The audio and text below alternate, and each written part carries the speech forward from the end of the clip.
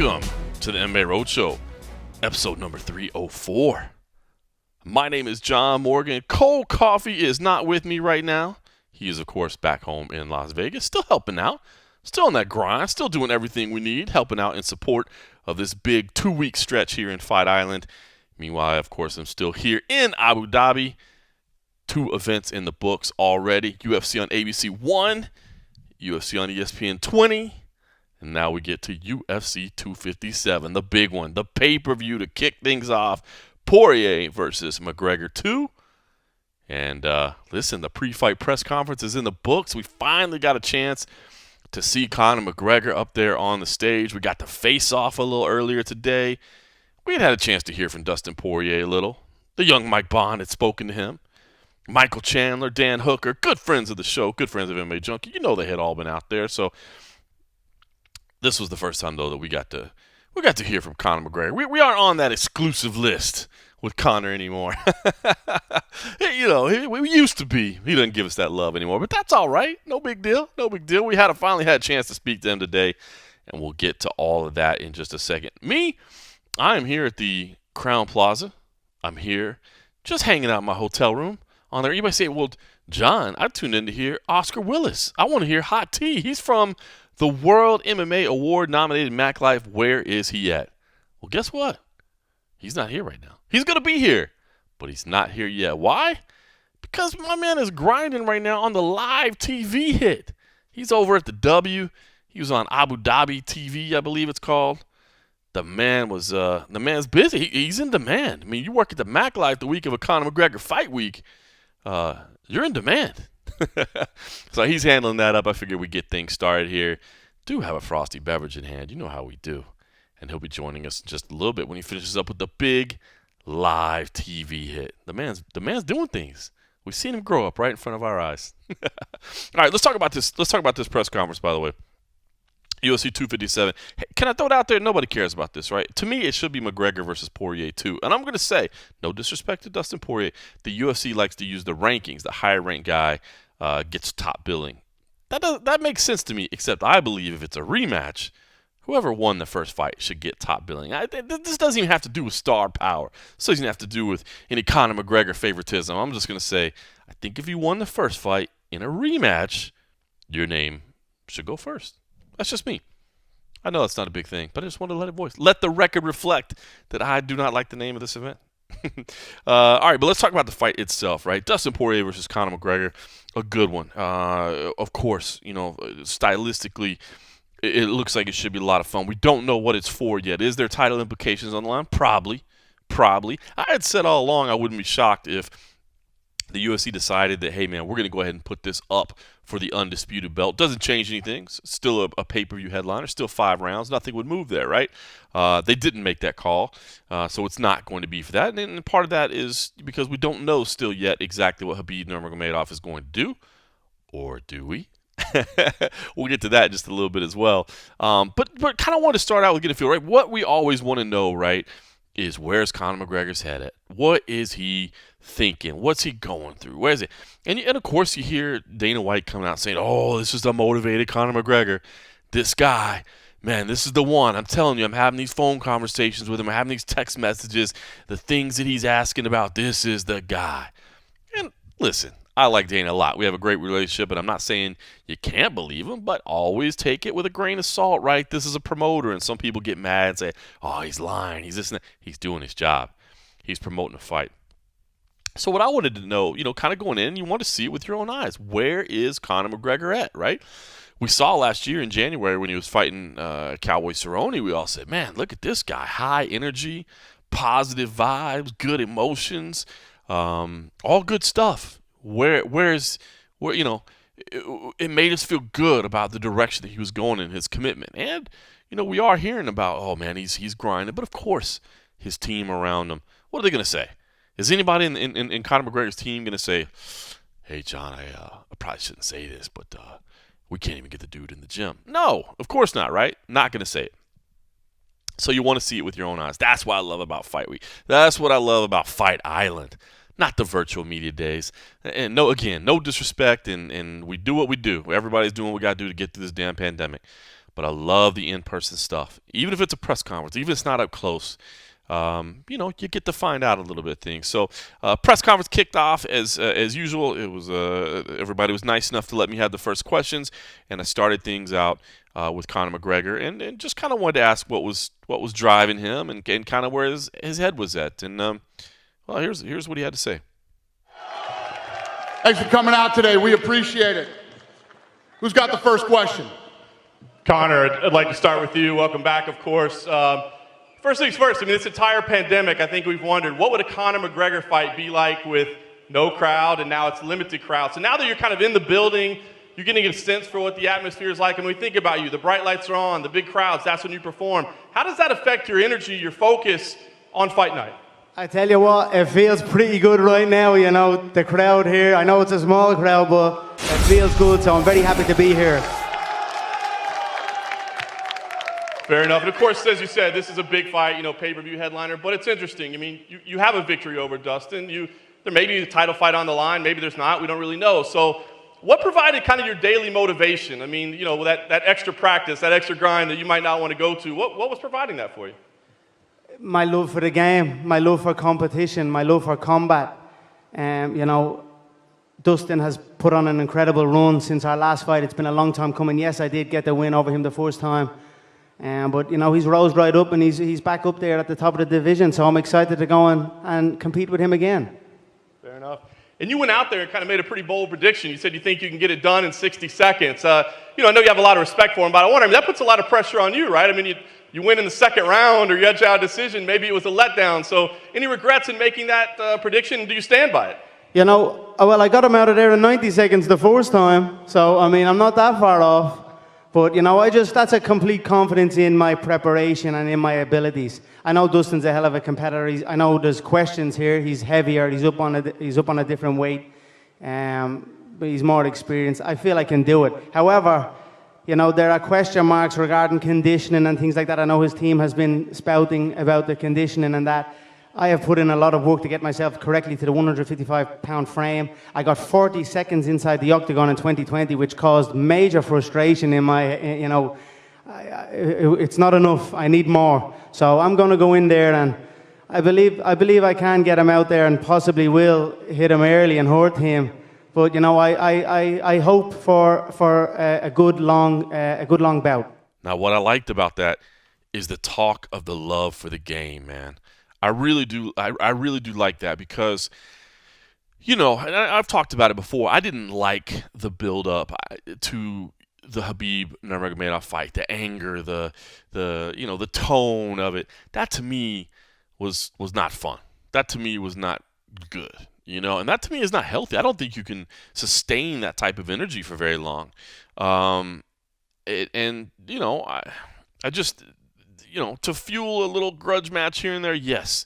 But that can't be your long term, man. You can't be firing shots at everybody. And, I've said it all along. To me, it started with the, El Chapo press conference with RDA. And, I don't know. I didn't like that era of Conor McGregor. I like this era of Conor McGregor. He's not he doesn't have to pretend like he's the, excitable little kid getting a taste of the big time for the first time, because he's not. I mean, the dude is the biggest superstar in the game. The dude has cashed checks, but there's a passion. There's something I love about that. There's something that excites me to want to watch that. The hatred, the animosity, it fuels a grudge match here and there, but you can't hate everybody. It can't all be terrible. It can't all be bad all the time, So anyway, I like this. Now, the other thing about it is the conditioning question, right? Like, those seem to be things that are out there and that the team seems to want to push back against. And I think that's part of the commitment level. Hey, we're loving this. And oh, by the way, for everybody that thinks that cardio is a problem and all that, it's not. And I think that's key in the breakdown. It really is. Okay. But so that's kind of where I think Conor said, to me, I don't want to say it's vindication, or I don't want to say it's proof of where everything stands. But to me, it's just confirmation, I guess, of the thing. I like to hear him firsthand. I don't always like to hear the repeat of it or what somebody says they heard secondhand. So that to me was okay. Seems authentic. Seems seems to, cause I saw the interviews. I'm sure you guys saw the interviews. You know, the Mac Life did a nice interview. I saw the what's it called? The Weighing In podcast, I believe is the name of it, with John McCarthy and Josh Thompson. So they had a nice little interview.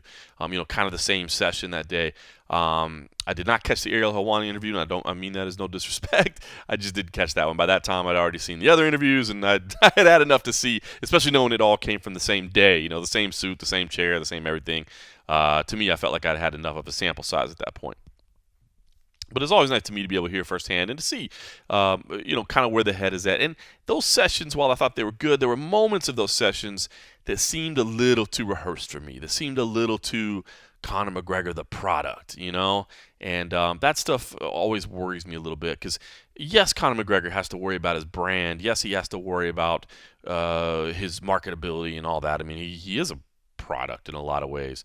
But I don't like that to be the chief concern, right? I want to know that there is a passion for the sport because Dustin Poirier is going to push you. He is going to test you and test your love for everything. All right, so that brings me to something else though. So I'm looking for confirmation, right? We had a chance to speak to John Kavanagh earlier in the day. He did another. Oh man, we get to do these coach sessions over here, right? We get to do these little scrums with talent. We got to speak to Daniel Cormier today. We did it with John Anik and John Gooden the other day. We've had Dan Hardy, Paul Felder. Didn't do Dan Hardy this time, but we've had him. I love those. But we've also been working in the coaches, right? So we got to speak to Mike Brown. We got to speak to John Kavanagh. By the way, John Kavanagh's videos is awesome. He brought in his kid. His kid's holding a little inflatable flamingo from the pool. They said that, Kavanagh's family and McGregor's family had all been up at the pool at the W kind of hanging out. It's cool. I like to hear that kind of stuff. But, and this was somebody else's question. I apologize. The questions, if you want to watch the whole scrum, it's on YouTube. We got it on MMA Junkie as well. But unfortunately, just the way the room is mic'd, you can hear the answers really good. You can't always hear the questions really well. You can usually hear my questions really pretty well, but I think we all know why that is, because I have a ridiculously loud voice. But John Kavanagh had he was asked a similar question, right? Like, okay, you said that Conor is back. How did you get Conor back? Like, what kind of ground rules did you have to lay down to rein him back in, to get him all, back 100% focused the way everybody says he is? Now, this was before the press conference. It was a couple hours before, still earlier today, but it was before we got over there. And this is what John Kavanagh had to say, and I thought it jived really, really well with what we heard from Conor at the press conference. Here's what John Kavanagh said. Well, I like most things that the answer must come from within. The decision must be made by the self. If somebody barking at you or trying to motivate you or trying to convince you of something, it's never going to work unless you do. And he, for whatever reason, had this realization. There's a great Alan Watts speech on YouTube. You can watch it at some stage yourself. And he talks about when people get fame or money and you take somebody through a process. Well, what are you going to do with it? Well, I'm going to buy this and I'm going to travel here. Okay, and then what will you do? Well, then I want to go to this place and I want to eat that food. Okay, and then what will you do? And eventually you come back to being where I want to do something that makes me happy. Okay, well, what is that? What is it that you like? Fighting. He likes fighting. He likes competition. He likes martial arts. And I think he's really stripped away everything else and still enjoys his shiny things every now and again. But I think what really gives him drive and passion and enjoyment right now, he's beginning a cutting process, and that's the man that has probably more money than all of us in this room combined, and yet he's going to put himself through that process. Why? What's the benefit? Another belt? He's got belts. Another win? He's had big wins. So why? Love, enjoyment, fun. That's what he wants to do, clearly. All right, so there you go. That was John Kavanagh. To me, man, I hear those two things simultaneous, and I think, man, maybe this Conor is in a good spot. You know what I mean? Maybe this Conor, and it's always weird, right? We talk about motivation and passion and all that, but listen, mindset means a lot, and it really does. Psychology and mentality in the sport means way more than I think a lot of people want to give credence to. It isn't intangible in a lot of ways, right? It's just us. At the end of the day, if one guy is clearly the better fighter and the other guy is not, or their skills match up in a terrible way for one of the fighters, but that guy's motivated and the other guy, okay, all right, now we're talking about, but when you're talking about these guys at the very, very top,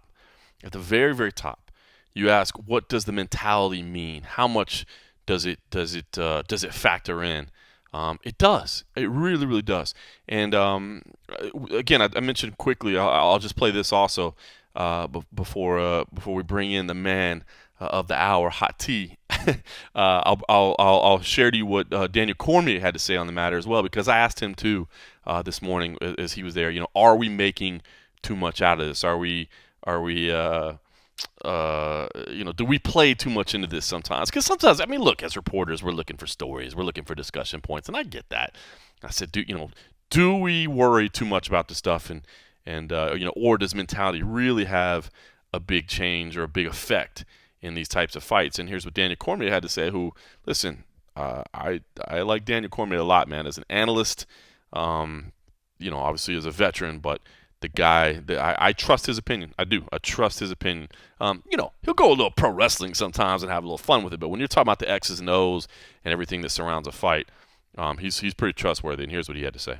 We're talking about two of the greatest athletes in the world, right? Yeah. The greatest fighters on the planet. How much of that mental side of it really does factor in? It's insane. I think, thinking back to your fight career and the positions that I was in as a guy that fought a guy twice after winning, and then fighting the guy twice or a third time after losing. When you lose to a guy, especially a guy that you had, even though now it may seem a little bit less nasty, it was nasty initially, and you had that with him, you're never more motivated than the time you get a chance to fight him again. So if that stays the way it has been, especially in my case, Dustin Poirier will feel and be more prepared than he ever could have imagined come Saturday night. But it is very important for him, and I've said this on multiple occasions. The mental aspect of this game for Dustin is probably the biggest factor, because he has to figure out how to look past what happened the first time.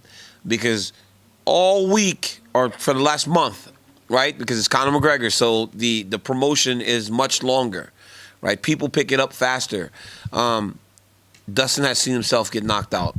1,000 times, right? In every promotion, there's Dustin getting knocked out. Every time Conor speaks, he talks about knocking him out, right? It's just a constant reminder. So you got to get over that as an athlete. Yeah, sure, you knocked me out the first time, but can you do it again? So I think this game is so important inside the game. Before we get to the fight, how does Dustin prepare himself up top to approach Saturday? It's fascinating. All right, so there you go. Daniel Cormier, his thoughts on it. Now, wanted to speak to Dustin Poirier a little bit as well. He had done some interviews with Mike and earlier, so those have been up on MMA Junkie. I think we've had a couple little things with him, but always good to hear. I will say the overall energy of the press conference, I think everybody looked a little bit tired, if I'm being honest. I think media looked tired. I think some of the fighters looked tired. So it wasn't the highest energy press conference ever, but still always valuable to get some questions in. But this press conference was scheduled to start at 5 p.m. To be honest with you, I think that's when most of the fighters are going to sleep. Of course, it's Thursday night. They're starting their weight cut as you do.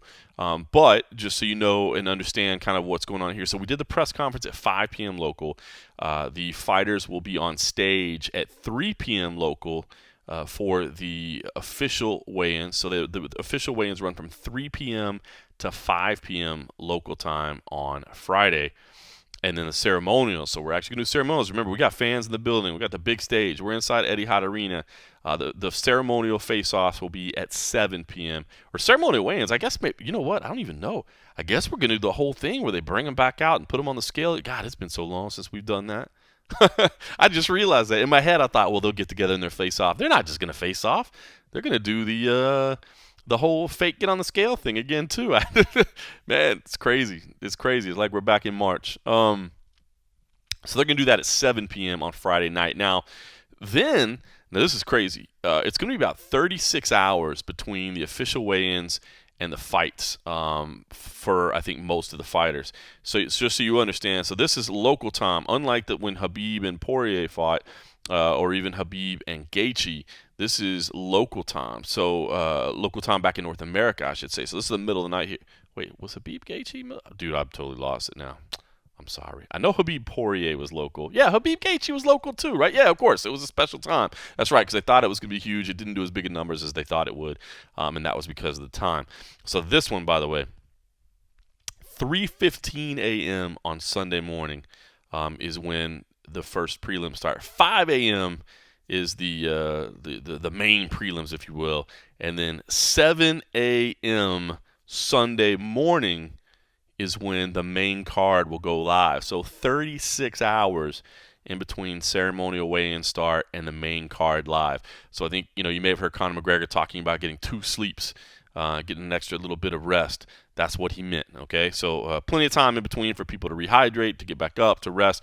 But I think they were a little bit tired tonight. But anyway, so I wanted to ask Dustin Poirier, and listen, man, he's been asked everything at this point. But the one thing I did want to ask him is if this rematch was personal, not so much personal, because these guys have shown some camaraderie and that sort of thing. But and I don't feel like I'm a pot stirrer, and I wasn't trying to do that. But these two guys met early in their careers, right? 6 years ago, and in that 6 years since, Conor McGregor has gotten incredibly wealthy. Right? I mean, the $100 million payday with Floyd Mayweather, the the whiskey brand that's distributed around the world. Listen, man, you talk about setting yourself up for some post-career finances, man. Liquor brands can make insane cash. I mean, not only do they generate revenue, everybody drinks, right? So not only do they generate revenue, but sometimes you can sell them, and there's been celebrity alcohol brands that have sold for $1 billion. In recent times. Now I don't know how much of the company he owns and finances and all that, but safe to say he would make some money. So anyway, Dustin Poirier doesn't have any of that. So anyway, I kind of want to ask him about that and to see, is this personal? And you found out really quick it wasn't. And then not only did it not get personal, Conor McGregor says, hey, that hot sauce brand might be something. This was a good moment. Here's how it all played out. And Dustin, I know that you've committed your life to this game, right? Sacrificed everything. You never had a $100 million boxing match. You know what I mean? You don't have a whiskey brand that's distributed around the world. I know you like the saying 25 minutes to make life fair. Does that apply here? I mean, do you feel like there's a chip on your shoulder? I mean, you guys have had this kind of parallel life, but it's gone different. Do you walk in there with a little chip on your shoulder? Every fight is a chip on my shoulder. I'm trying to prove something. I'm trying to the work that I put in, I'm trying to make it pay off. I'm trying to put my family in a better position, and this is no different. I know what a win over Conor McGregor means in combat sports, and I know that whoever wins this fight is fighting for gold, and that's why I fight. Fair enough. Thank you, Dustin. And just one last one for Dana, please. Dana, obviously this is a massive pay-per-view. Sir, you've got the hot sauce, Dustin. I'm actually I'd love to taste the hot sauce. I got a bottle for you. I appreciate that. I've got a bottle of proper for you. I'd love to share that. So, you know what I mean? He's putting in the work. I've been highly impressed. I think the whole business has been highly impressed. After that loss, many, many years ago, he rose up, became champion. He's given so much back. I'm honoured to share this octagon with this man. I know we have this competitive fire, and it's still there. There's still that in us, There's no denying that. We have a clash, and it's going to be a good firework-filled bout. But the respect is admirable for this man from me.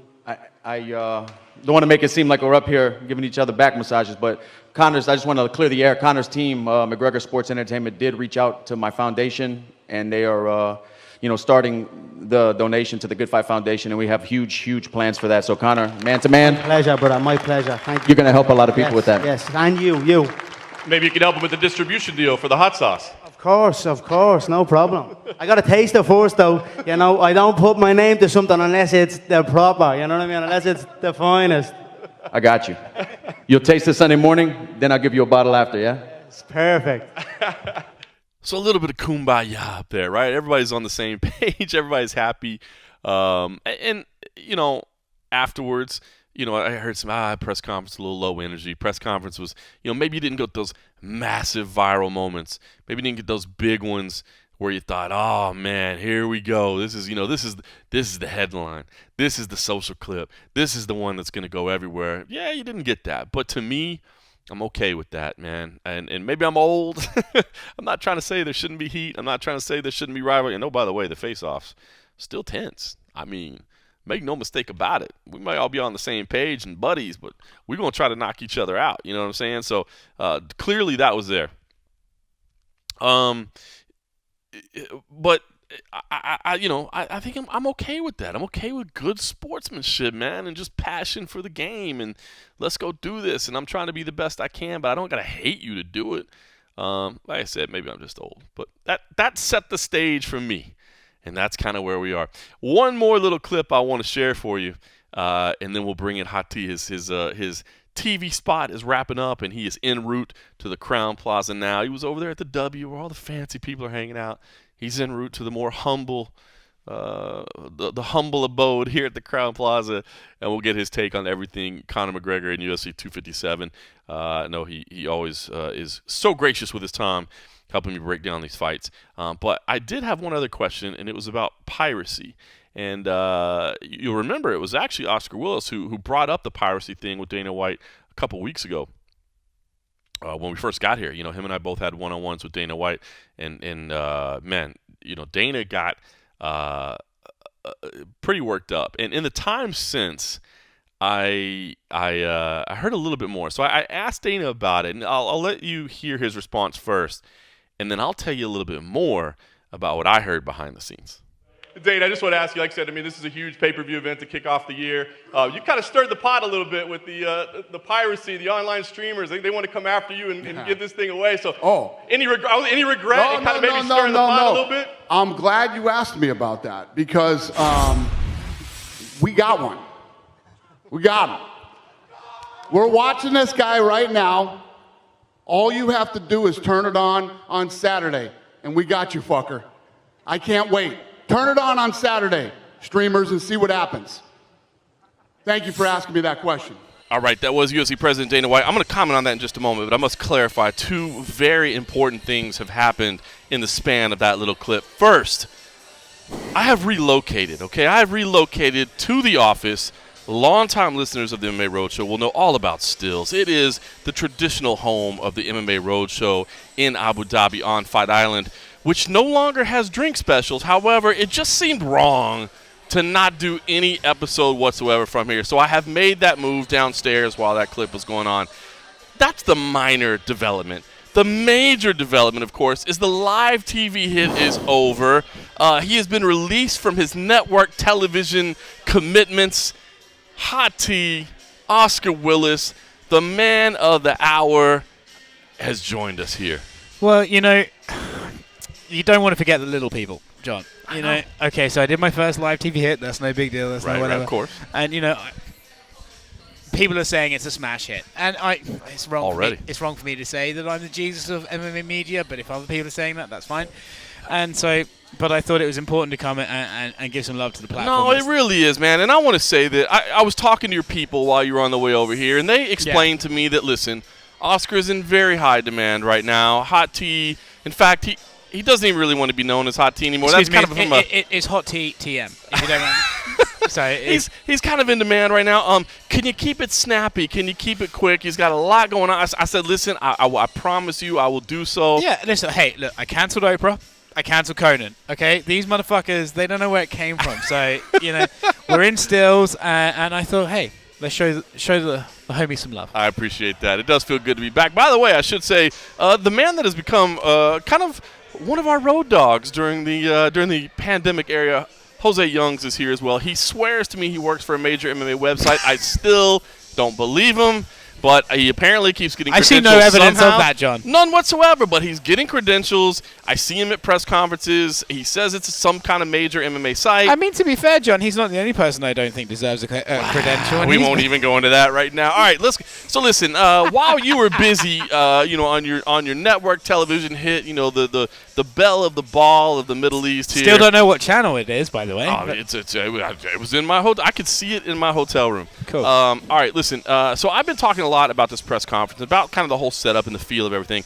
I'll start first that I don't think you shared my love, I think, for the press conference. I do admit, and I still say, I kind of went through the whole sleep schedule and the schedule and all that, and I do think, to be honest, I think the guys up there were just a little bit tired. We did have fans in the building.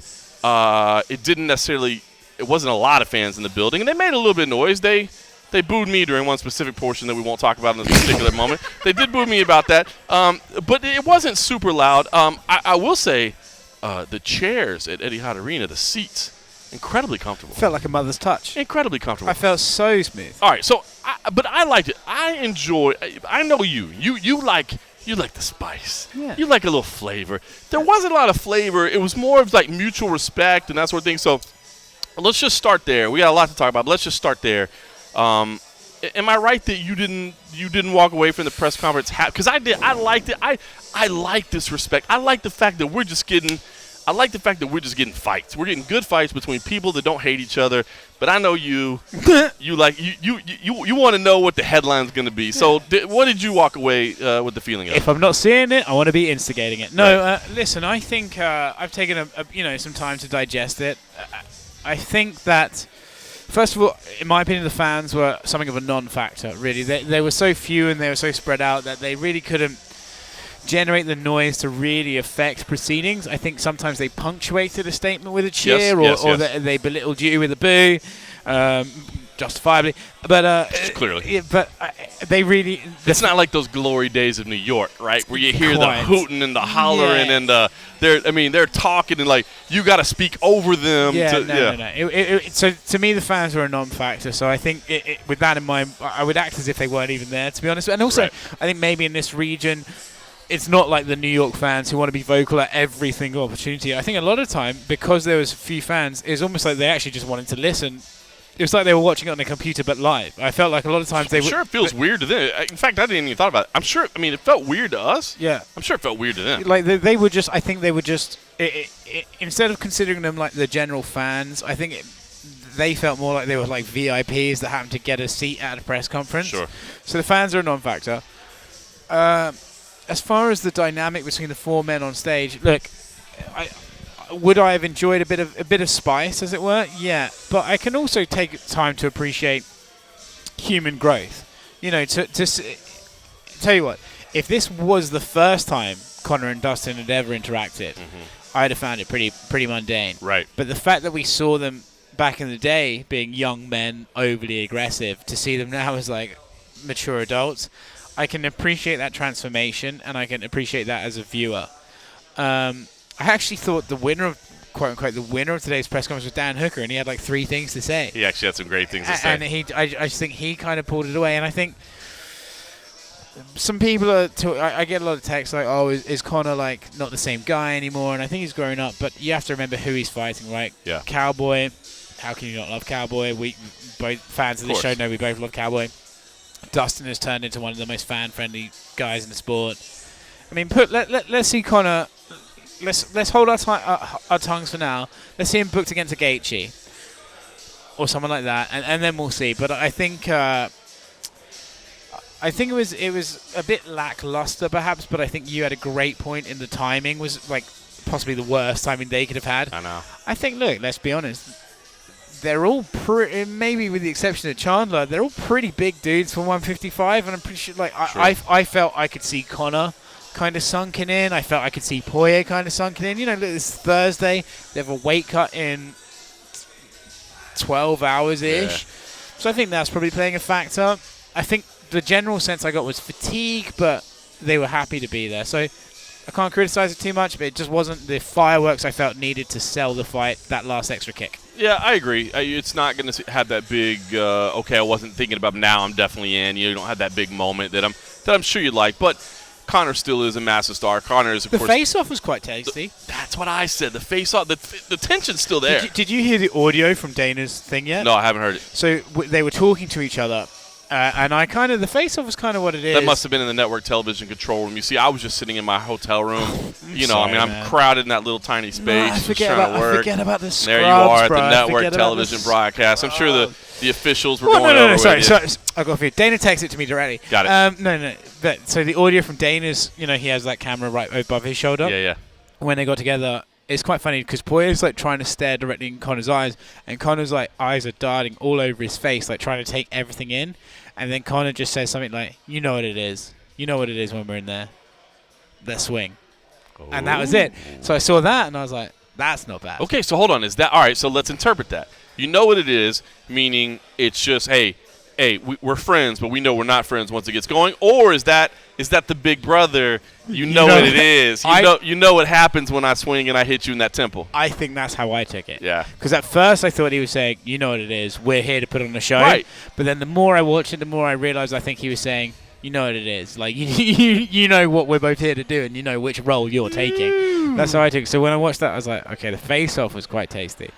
I also, incidentally, speaking of face-offs, very much enjoyed Dan Hooker and Michael Chandler facing off with Conor McGregor screaming advice from the side. Let's get it, boys. Let's get it. Show them what it's about. Oh, Show them what man. it's about. I enjoyed that too. I was like, there he is. Okay, so that's what I want to get into as well. I mean, listen, let's make it clear right away. I mean, of course, everybody listening understands you work for the Mac Life. There are always going to be a little bit of limitations on what you can and can't say. Unfortunately, this podcast has found out that sometimes if you say the wrong things, your position doesn't work out anymore. And we're not fans of that. So I'm not asking that. So, I mean, it's not like you're going to, reveal the crown jewels or whatever. But that sounded, I don't even know what that meant. But what I'm saying but I guess what I'm saying is I kind of spent the time while you were busy, being beamed live to the entire world, about what this went. All this stuff about Conor being focused, all this stuff about Conor being passionate about the sport, all this stuff about Conor really wanting, I'll be honest with you, even the whole schedule thing ahead of the Cowboy fight, I don't know how much I thought it was posturing and positioning and all this, but especially looking at the landscape right now, and I played the audio from John Kavanagh that we had earlier, which I thought was very much in step with what Conor had to say. I don't know, man. I buy it. I honestly believe, look, and I love those quotes from Kavanagh earlier, and I thought Conor, it's passion. I thought that was so great. You make all the money. What do you want to do? You want to go spend it. You want to do this. You want to do that. And then at some point, you do it, and then you go, oh, what I want to do. I honestly feel like, dude, he wants this fight. He's out there talking about Max Holloway. He's out there talking about one. And normally, when he's having these conversations, I feel like it's all just marketing. It's all let me create options. Let me build pathways for myself. Normally, that's what I feel. Again, maybe I'm wrong, and you tell me. I mean, obviously, you got your finger on the pulse. This all seems very legit to me. I feel like this is a dude that is motivated, passionate, happy to be back in the sport, and that excites me because I'm going to tell you right now, I know this necessarily won't be in step with the Conor McGregor camp, so I'm not asking you to say this. I don't care about a Manny Pacquiao fight. Now, I know it would make Conor a lot of money, so I can't hate on him for it. If he goes and does it, it's not like I'll be like, oh, he's turning his back on us. Bro, go do your thing, man. You can do it. But I would love to see him just get that Holloway rematch. Try to call Habib out. Do whatever you can. But this all feels very genuine to me. This does not feel like marketing. Well, we'll address the last thing you said first. The Pacquiao thing, it is what it is. But I will say, when I heard Conor say something like, I want to replicate the run I did at featherweight at lightweight, that excites me. That's what I want from him. That's what I think fans want from him. I think hearing that should make us all excited. Now, listen. Some things have been said. They never come to fruition. So, okay, I can understand some people's reluctance to sort of buy into it. But Kavanagh, it was actually, I don't know if you played this particular part of the audio earlier today. So, but no, busy on network television. I was busy. Actually, I'll tell you what. Network television asked me, sort of, in different sort of a way. It was kind of scrambled. But they were saying, what motivates him now? I can't tell you what motivates Conor to fight anymore. I can't tell you because he has so much money, he has a very happy family, he has a luxurious life, and yet it's not like he shows up to the gym and has a fight at the gym and then disappears. He goes through a rigorous, probably, the more money he gets, the more intense his training camps get because of the more science and attention goes into his training Right. camps. So he's going through these insane training camps to fight. What is his motivation? I don't know. But is he motivated? He surely must be, because why? The guy just did a training camp over Christmas. Yeah. He just did a training camp over Christmas. He didn't eat. He's cutting down weight for the first time in years. So what motivates him? I can't tell. The fact he is motivated, I think, is undeniable, man. Because otherwise you just wouldn't bother your fucking ass. If you really wanted to compete in a way with the money he had, you would schedule fights against dudes you could easily beat. Conor's rich enough now that he didn't need to take another UFC fight. He could probably just schedule a fight in his home, in his back garden, with a random dude he felt like fighting. You know what I mean? Like, I'll pay him 10 grand if he comes and fights me. He's at that stage of his life. The fact he would go through a camp this rigorous over Christmas shows he's motivated. The only thing I can attest it to is, and it sounds like a cliche, it sounds like I'm pulling the company line, but clearly he loves this shit. Yeah. Clearly he just loves this shit. I remember a quote he said, and I think it's probably more applicable today than we realize, and I should have fucking asked him about it in the interview we did, and I forgot to do so. He once said, "You took out all this media bullshit and gave me 4 months, I'd wipe out the division." Right, I remember that. I guarantee he feels the same about 155. I guarantee he feels the same. It's very true. Take out all this bullshit and give me 4 months, I'll go through all of them. I guarantee he feels the same. It's I didn't play this part, and I'll go back to the Kavanagh thing. I didn't play this part either, but I'll say that people want to go check that out, check it out, because Kavanagh is a very insightful guy, man. And I'll tell you this as well. Yeah, Kavanagh's insightful. He's often holds his cards close to his chest, and I felt today he was a lot more open with the media than I've seen him in a very, very long time. I completely agree with that. I thought it was a fantastic interview, and I thought another insightful part was when he was talking about, and I mentioned earlier the fact that he came down with his kid in the pool. I think that's what chilled him. That's what I'm saying. The whole and he said the families were there together. And I thought he said something great, man, when he was like, "I remember getting to the UFC. I remember when this ride started."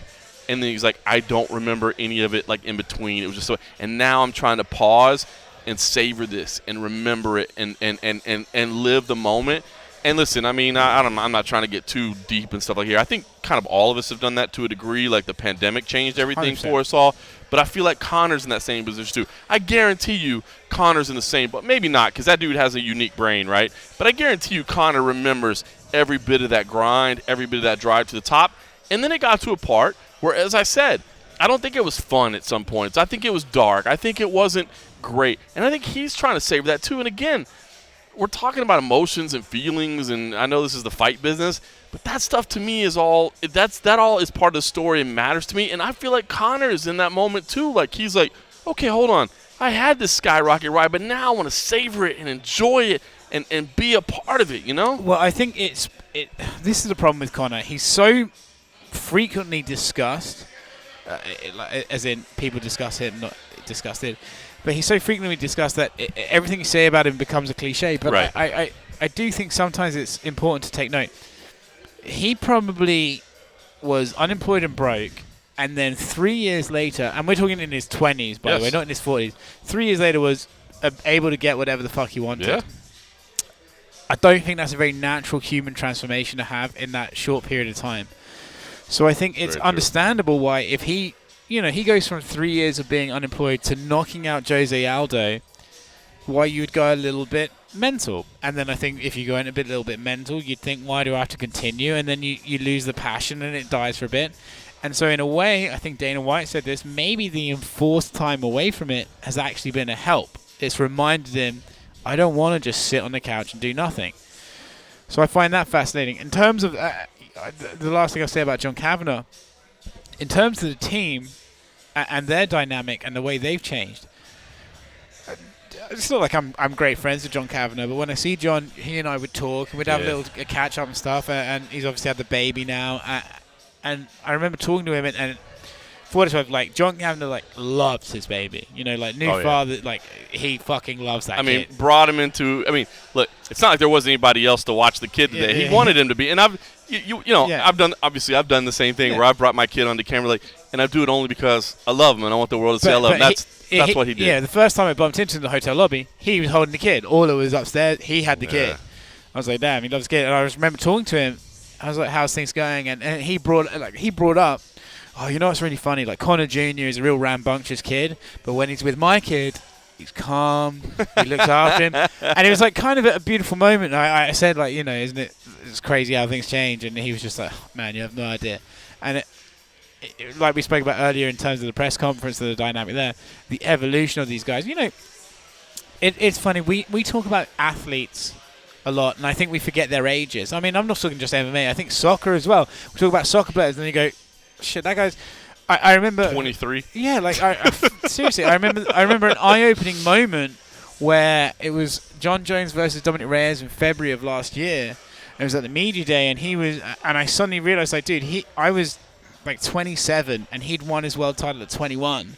And made loads of fuck-ups. I was like, well, no wonder he made loads of fuck-ups. He was 21. He's allowed. And I remember How asking... would you act? I acted like an idiot at 21 being broke and I'm 29. dumb. I'm still doing it, John. Yeah. I just don't have the money to be famous yet. Yeah. Well, actually, that's not true after today. After everything has changed. But yeah, so I think sometimes we talk about athletes as if their age doesn't matter. Conor was a young man when he was doing this shit. He's 32 now. He's starting to get to grips with it. He's a family. And I think that's... I don't forget what we were talking about, but I think that's... To me, the dynamic of this is two men who've grown up. I'm going to tell you something funny. And again, not to get too crazy out there. I mean, we're talking about a fight, but we're talking about time frames and life changes and all this. Check this out. My son was born May 12th. Oh, wrong one. Sorry about that. Just the straight vodka. Put a little mixer in there. My son was born May 12th, 2012. May 12th, 2012. At that time, Conor McGregor had not yet won a single Cage Warriors title. In 2012? He won his first Cage Warriors title in June 2012, his second Cage Warriors title in December 2012, and then he debuted for the UFC in April 2013. So you talk about that transformation. I mean, imagine that. I can remember clearly when my son was born, of course, you know, and I've watched him become Conor's career has grown alongside my son. No, I'm not saying, but it's just funny when you put it in terms like that. I mean, obviously that's a very specific term to me, but that's so wild to see. The guy hadn't even had a Cage Warriors title yet, and now he's, you know, not only is he the biggest star in the sport, but already had the rise, the fall, the rise back up. It's amazing. I think because the guy's, again, we'll leave it at this brief point. I think because the guy generates so many column inches and is so talked about, I don't think it's even just by himself. I think the fact that reporters are guilty of asking every other fucker in the sport, what do you think about Conor? Right. You hear his name so often, it feels like he's been around forever. And actually, in fact, the years he's been around, it's not actually representative of how many fights he's had, because he's had barely any fucking fights either. Right. So I think his rise is more astronomical than we can probably appreciate. It's unbelievable. All right, listen, I want to get to one last piece of audio that I pulled aside. This is the press conference, everybody involved talking about Khabib Nurmagomedov, the looming specter that is Khabib Nurmagomedov. Now, this series of questions will start again with Jose Youngs, who's right here. I don't even know how he got a microphone. I'm not even sure.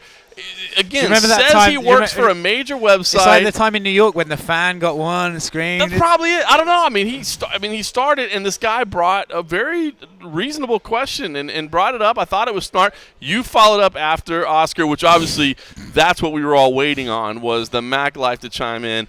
And some dude that I think works for ESPN. I'm not sure. Anyway, that's what we got. All into anything. This is some of the conversation for the press conference about Khabib Nurmagomedov. Khabib did an interview yesterday saying he still doesn't want to make his mom upset by returning. Have you seen that interview, and have you spoken to him again since your initial conversation? I told you guys, we'll see what happens this week. We'll get him. We'll get him.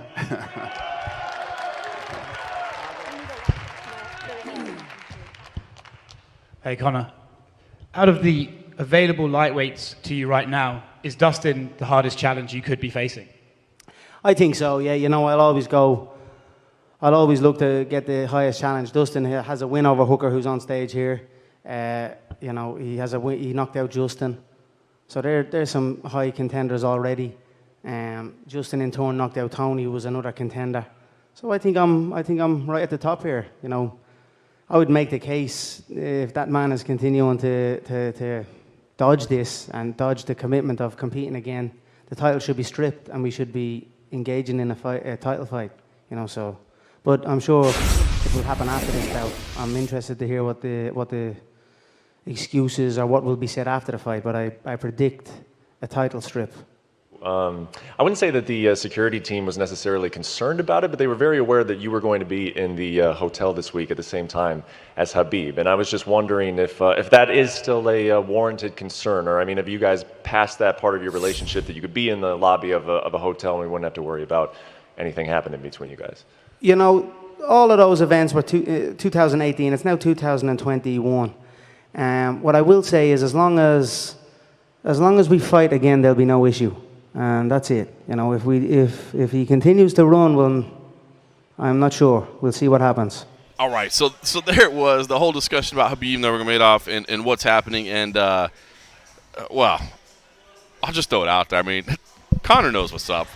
For him to say, and I'm not trying to disrespect Dana, as I said earlier, Dana and I have a great relationship. But I think we all kind of felt the same way, right? Like when Dana was like, hey, he said just – be wild and show me, and then we'll go. Khabib never said that. Khabib never said that. And maybe he said something to the effect. I think he said that. I think he said that as he was leaving the room to end the conversation. He was like, if they show me something special, I'll think about it. And Dana went, see what he just said? If they show him something special. I think that's what it was. But you know what? I love, again, we're talking about growth. We're talking about all this. I love the fact that Conor is saying, now he did throw out the thing. He said, listen, as long as we fight again, it's all good. If we don't fight again, But I love the fact, look, if I got to move past it, I got to move past it. But I think this should be, I think this is what should happen. I think this should be there at some point. And I don't know. You know what? I'm surprised with myself that I'm even saying this. I would like to see that fight again under a different set of circumstances and build up. I was so burned out by the way that I'm fight very surprised built up. you're saying that too, because I've never heard you say anything. It's the first time and I'm thinking about it in my head, and I know this may sound dumb. I'm sure there's people who are going to listen to this and be like, bro, what are you talking about? Like, just because somebody – yeah, dude, I was so exhausted by the build up to that fight that I didn't enjoy it, man. And now, I don't know, man. I felt like Conor didn't even – I don't want to say he didn't care, but it wasn't even any more about the contest. It wasn't even any more about the fight. It was about, the brand, the build, the sell. You know what I mean? Like, I feel like if they fought now, it wouldn't be like, let's make this the biggest selling pay-per-view of all time. It would be like, let me show the world that I can win. I'm not going to say who, but someone once told me that fight with Khabib was the worst thing to happen to Conor athletically, the best thing to happen to him business-wise. Because Proper 12 came out at that time. Interesting. It was the best thing to happen to that whiskey because of how hard he promoted it. He had a shot of whiskey on Conan 3 days before the fight. That's where your mind's at, before the biggest fight of your life against a man who you would probably assume doesn't drink. Ever. Possibly ever. Yeah. Possibly. There's no way he ever has. No. But, I mean, for me, man, like, it's funny you say about the burnout thing because I was actually talking to some people on the way over here and we were talking about, I said to you, I don't know, did I mention my live TV here? Was this the network television executives that were with you on the way over? Or was this the people, your handlers that I had to work through to make sure that you still showed up over here? My handlers. So I was saying to them that, in the live TV, they'd mentioned Ali and stuff like that. And then you talk about Ali and you think about his relationship with Frazier. And that rivalry is looked back on now as this iconic, not just combat sports thing. Ali Frazier is coined as the ultimate rivalry in any oh, absolutely. Anything. That's the iconic rivalry, it's right? It's pop culture. Yeah. But Khabib McGregor will never be remembered like that. And in my opinion, that's because it was too nasty. It was too... You could just... And I agree. Look, I wasn't there for the 60s. I know Ali Frazier was dark. I know it was bad. Right. I wasn't there. But for me, at least, when I watched Conor and Khabib interact at any level or to even discuss each other, the unmitigated hate they had for each other it's not very palpable as an audience. You know, it kind of unnerves you. It's not, you know, everyone loves a rivalry. Yeah. I love John Jones, Daniel Cormier. course. You know, I loved Nate and Conor. I loved Aldo and Conor. But Khabib and Conor, just something about it felt like It was different, man. It was different. It felt like weapons would become involved Yep. if they could, you know. Now, like you said, I look at Conor, and I believe Conor regrets that, not because of what he said, not because of his actions. I believe he regrets it because he didn't give his fucking best shot. Right. You know, I believe is he lying there kicking himself at night? No. Probably not. But does he think? No, the silk sheets keep the Yeah, you know, that helps the nightmares. But does he think like, I'd love to show these people. I'd love to show them, you know. I don't know, man. I never was really into the rematch, really at all, to be honest. Just because I wasn't either. But I wasn't either. You know me. You yeah, know me really well. We've had so many yeah, conversations not on the air. To people listening, like the people, like when you just said, like, you know, you were warming up to it, I was really surprised because John has never been anything other than like, fuck that. But I really think if Conor could just, if it could be an athletic contest, yes, and like again, we've spoken about this off the air. I'm telling you, dude, that was not Conor at his best. Like, if you look at his body, look at his physical shape as he gets in the cage. He's soft. He has no definition to his muscle. The guy has clearly just been, and he still did better than most of the others. Yeah. I would love to see it as an athletic endeavor. I think that's where I'll leave it. I just would love to see it. I really think I'm there. I know this is bizarre, but I'm there with you, man. I really agree. It was everything around it, and it was all those things that you said that made me feel this wasn't Conor. This wasn't Conor. It also happened at the height of his. He was off the Mayweather fight. You know, he was at the height of his like, oh my god, I'm fucking unreal. You know, he's missed the sport. Another part of me that wants to see the rematch is because you know he's not going to fuck it twice. Like if he's got an opportunity, he's going to go for it. Yep. And I think he said it in an interview like, I saw the best for me, saw the worst of me. I want to see the best of the best. You know, and that's where I'm at. And like you, I'm getting to the point now where I think if Conor, Dana keeps saying this, and I've always brushed it off as bullshit. If Conor does go out there and just fucking destroys Dustin, if he does go out there and just land something and just knocks him out clean, dude, what else is there? We have to see it, you know? Dude, all right, now I'm just going to get crazy. Now I'm going to get crazy. Conor goes out there and does something spectacular. Khabib says, all right, I'll take this fight. You're going to give me $100 million. How can I turn down $100 million? I can change lives. I can fund my team for the rest of existence. I'm going to do it. But Jesus, that Conor guy is so overrated. He's terrible. He's whatever. And then he goes out there and goes 29-1. And then he's got to come back and be 100%. Well, and then we get the trilogy, baby. I'm telling you, man. That's never addressed. Dude, everyone's like, how big would number 2 be? I'm like, number 2? How big's number 3 going to be? Like, that's fucking off the chain, dude. If Conor slept Khabib, I mean, dude, it's funny. What were we talking about? We talked Daniel Cormier. Okay, now everyone's going to read into my fandom here, as it were. I definitely don't have any allegiances. None. But when Daniel Cormier is talking about Khabib showed no fear in his fight against Justin Gaethje, he showed no fear. Yes. Just march forward. I agree with that. And he said, he showed no fear in the Conor fight. I don't know, man. Like, okay, maybe I might be being ridiculous, but I felt there were times in the initial stage of the first round when they were on the feet, the fight first started, I felt Khabib was backing up. And I could hear Javier Mendez losing his fucking mind. I agree. And I think in round 3, Khabib didn't really know what to do either.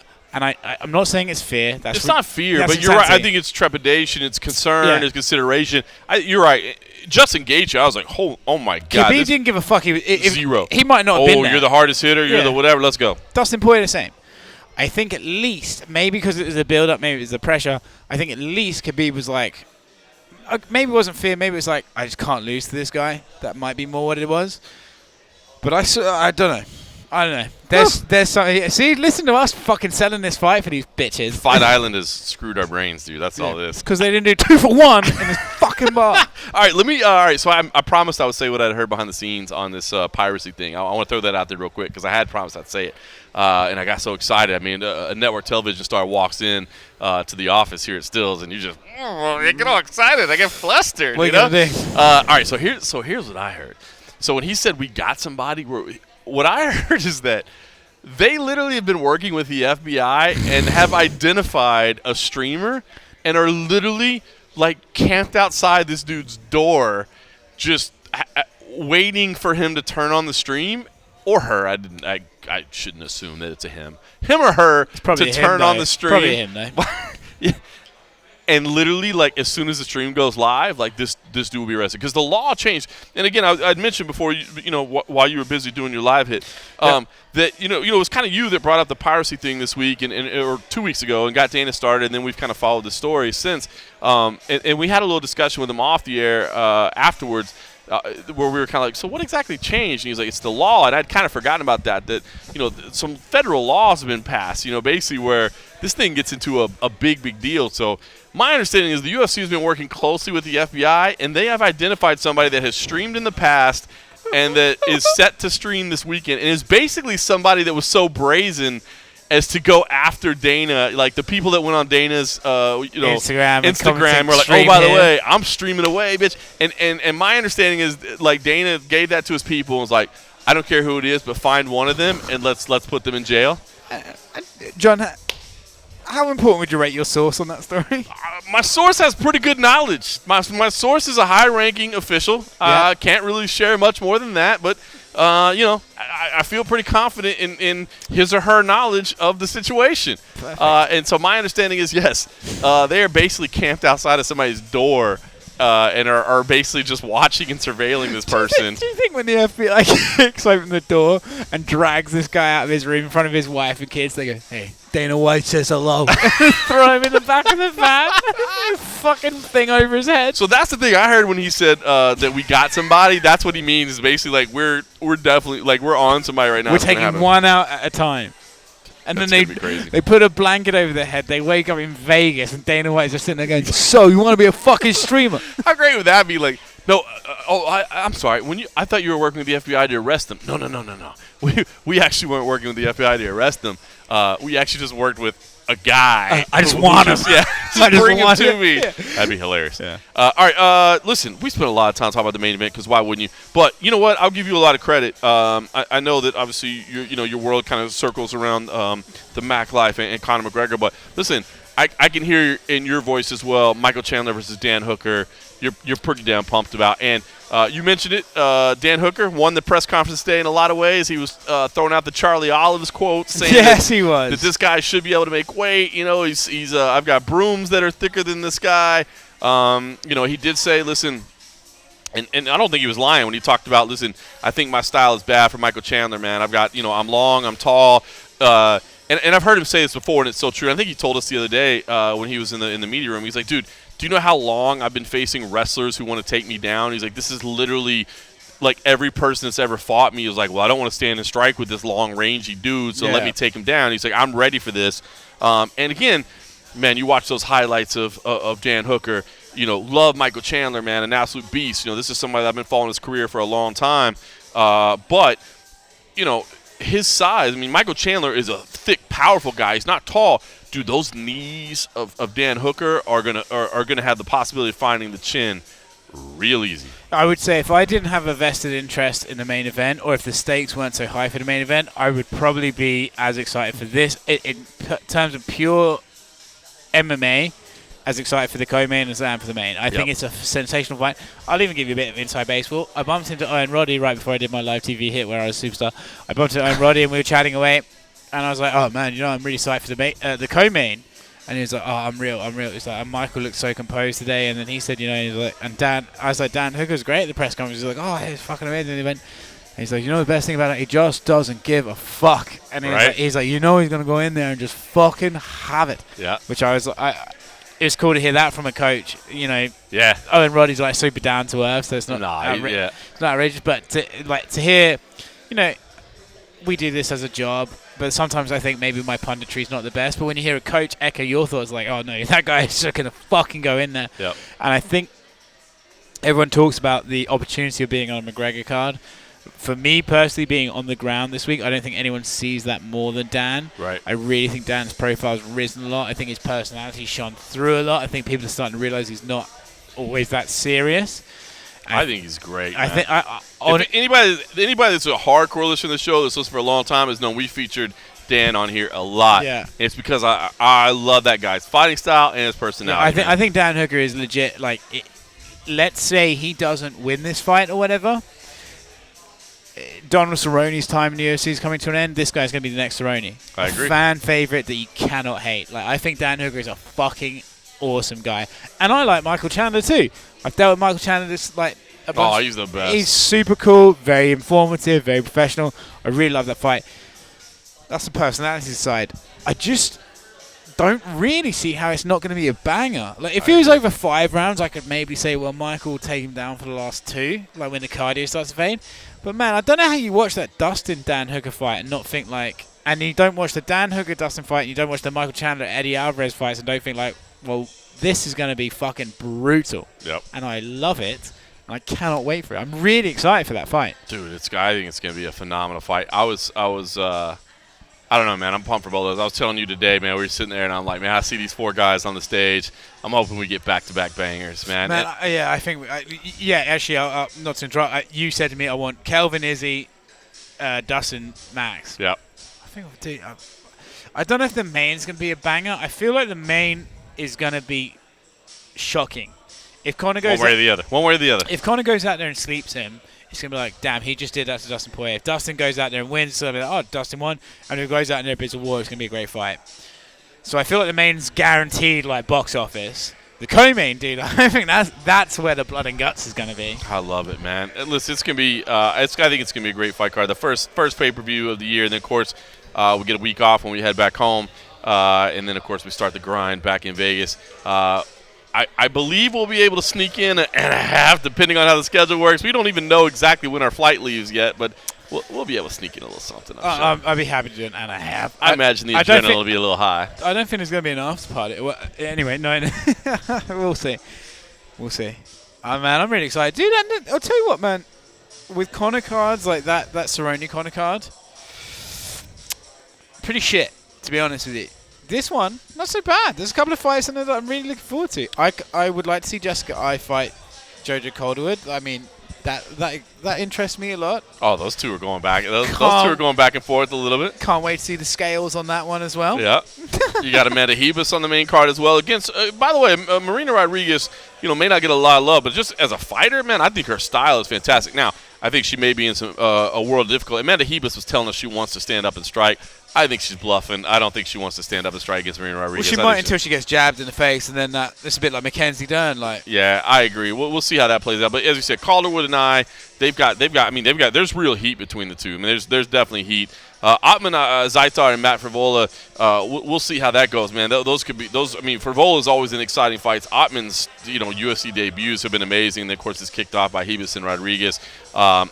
Prelims, Nasrat Haqparast versus Arman Sarukin. I love that fight. Underrated fight there, man. If you haven't been paying attention to these guys, do it.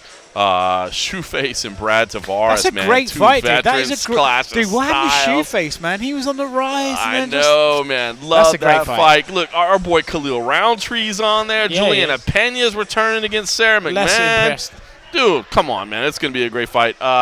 Listen, I apologize, but Oscar Willis's people are telling me he has to leave. We've gone well over the allotted time. Underlay. He's got to get on to the next appointment. The Mac Life is the center of the universe at this point, and really, to be honest with you, I just pray that we get nominated alongside you next year at the World MMA Awards. It's been an honor being associated with you for this long. Do we own those yet, or what's going on? We'll see what happens. In the meantime, we'll just everybody go over to patreon.com/MMA Roadshow. Support us over there. We'll have the and a half. And for everybody else, that was weak. Thanks for listening.